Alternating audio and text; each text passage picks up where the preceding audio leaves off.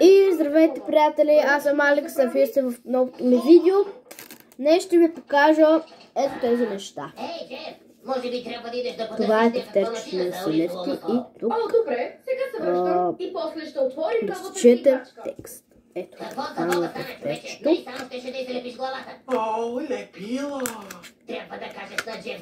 Ето го. А ето тук е на разчетен текст. И тук е писано, докато е бил в България и Вашко 1800. Не само тогава, май сигурно в началото на 1871,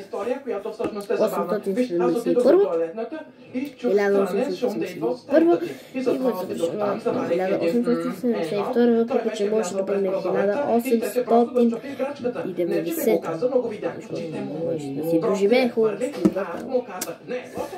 Няма значение. А сега ще ви покажа едни карти. Ето ги. Василевски портрет с Бойчо си. Първата българска легия.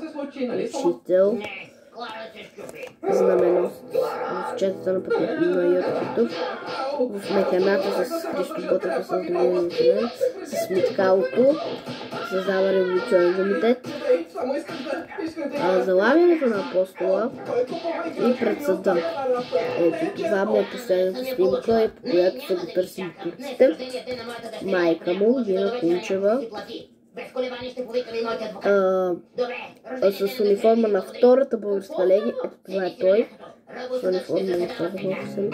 Това е Петър Кунчев.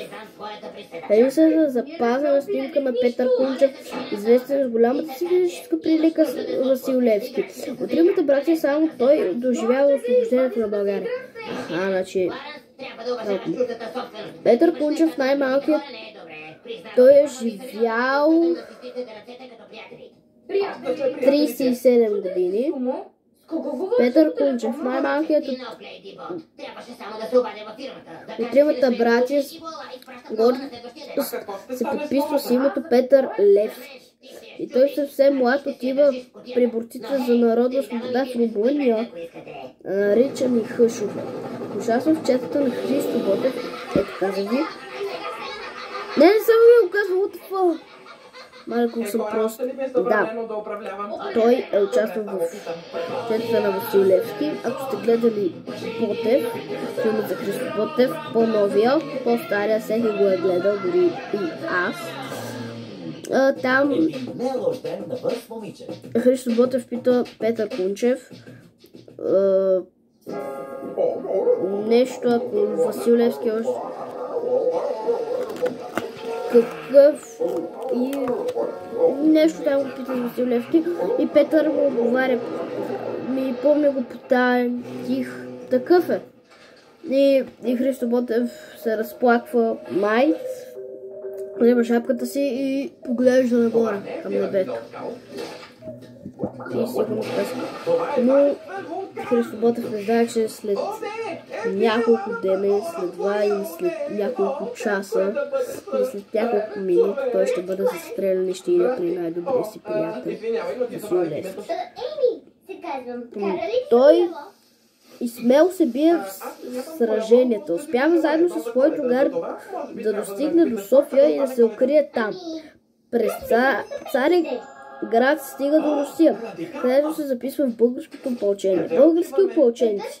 Петър Кунчев, български опълченец. Петър Кунчев проявява героизъм в боевете на Шипка. Ранен е в крака и остава куц. След Сан-Стефанския мирен договор се завръща в Карлово, където малко преди това е починала майка му. Живее в Скъдица, назначен е за стражар, но умира млад от туберкулоза. Тогава тази болест била нелечима. Какво се занимавате? Добре. Васил Левски с униформата на първата българска легия, но снимката е правена много по-късно, вероятно в края на 1868. Колко време ще ни отнеме?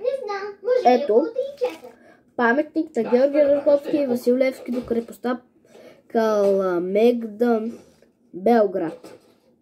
Те там са спасили от турците тая сграда. От тая крепост са я спасили. Добре, мисля си, ако минем от тук се Васил Левски се...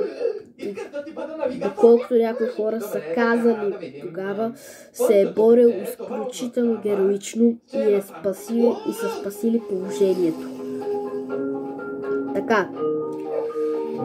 Сърбия. Белград, Сърбия. Българите превземат 2 порти на външната стена. Ето. Паметните. Мисля, че може да ги различите Георги Раковски и Васил Левски. Ето го.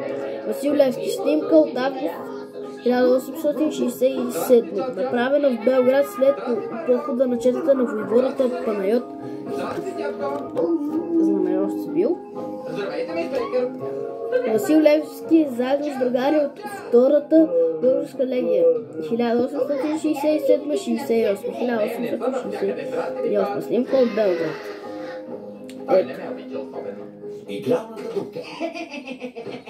Ето. Парк Бендър. Българска легия. Портрет на Левски направен през пролета и лятото на 1870 година. Според изследователите, тази фотография дава най-точна представа за физически и духовен облик на апостола. Ето. Снимка от пролета на 1870. И пита и Мелиса така и не стигнаха до вратата, защото професора я беше оматьосал. Обаче има едно нещо, което се казва химна душа. И това май му е това е специален, но още не го знае. Така да, свършва ето. първата книга. Васил Левски снима в Букурещ 1872. Последният портрет на апостола, който е търсен от турската полиция.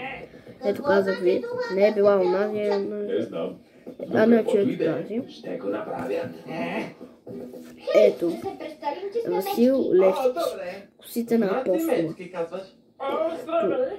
Виждал съм ги косите му в Карлово, когато ходех с майка ми, с баща ми и с малкото ми братче. Когато ходех там, имаше малък подобно на храм и влезахме вътре и аз само поглеждам на една страна и само виждам косите на апостола. Това исках да видя. Косите на апостола. Нищо друго. Само това. Кръща на Васил Левски, подарък от Войчово и дяковският орар на Васил Левски. Задължителна част от облеклото му, което е носил по време на църковната служба от 1858 до 1861. Ето. Камата на Васил Левски и револверът му.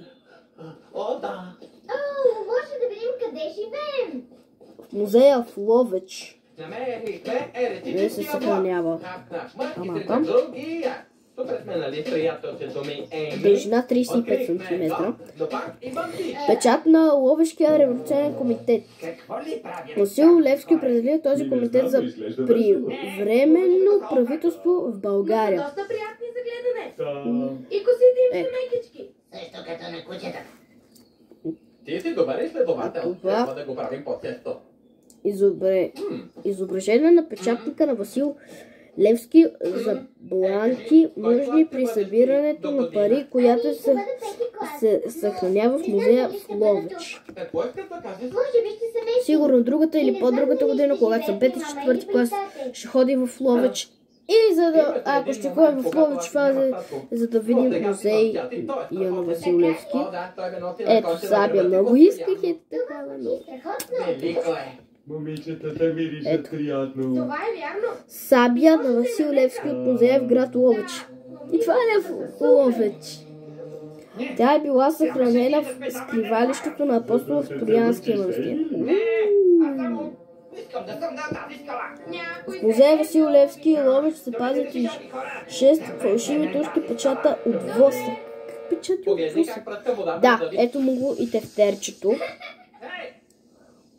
Вие какво точно търсите на нас? Агент означава неща завършене. Да не кажи при нас на Не скалата. мога да го разбера. Това са оковите, с които той е бил окован. Не е твоя. Тони, ма! Национален военно-исторически музей в София. Ако ходим в София, веднага аз на всякакви екскурзии, само не и на планина, защото ако ме накарат с тия някаква скала направо, ще погледна, така те и мене ме е страх от височини. Добре, клетвата на Васил Левски пред Общото събрание в Букурещ 1972, оригинално писмо на Васил Левски и подпис на Васил Левски. Клетвата, подписа и оригинално писмо.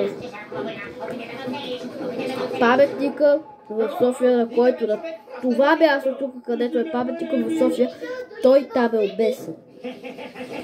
Да, и гроба му е на един паркинг. Това му е да се види по-близо.